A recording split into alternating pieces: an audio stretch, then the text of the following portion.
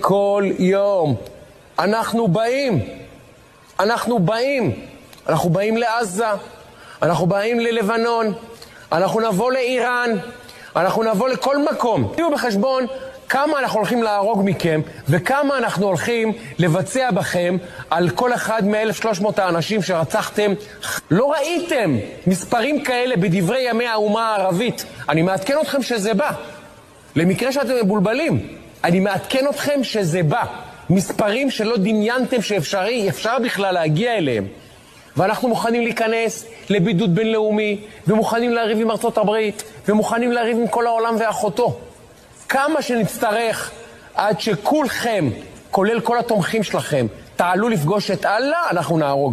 שיהיה ברור, זה המצב בישראל, זה הסנטימנט. תחגגו ברשתות החברתיות, תעשו פרי פלסטיין, תעשו את כל המסכנות שלכם, ואנחנו נבוא להשמיד אתכם. להשמיד. תעבירו את זה, תריצו את הסרטון הזה, שיראו כל החברים שלכם מה אנחנו עומדים לעשות לכם.